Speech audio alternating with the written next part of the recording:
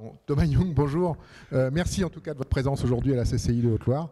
Nous avions quelques petites questions à vous poser en amont de la conférence que vous allez nous présenter tout à l'heure. Alors première question, qui est peut-être une double question. Quelle est la proportion de voyageurs débutants en leur recherche sur Internet et surtout quels sont les critères de recherche d'un voyageur sur Internet? Alors la proportion, ça va être évidemment difficile à dire, à estimer. Selon les études, ça évolue entre 70 et 85-90%. Ce qui est certain, c'est que Internet est devenu la porte d'entrée et le réflexe de la plupart des voyageurs ou des gens préparant leur voyage en termes de recherche d'informations.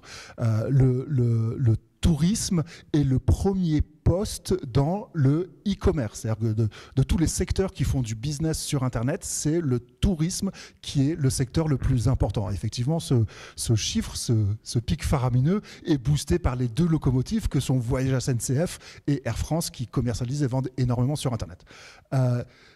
Donc c'est difficile à dire. L'Internet est la porte d'entrée parce que aussi on consulte beaucoup, on prépare ses vacances longtemps en amont.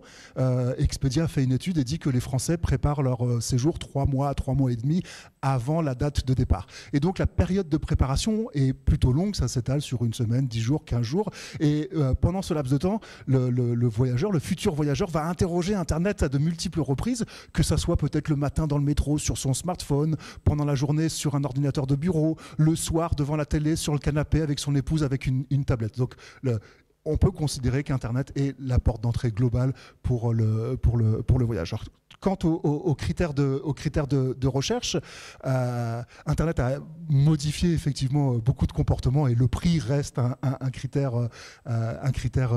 primordial.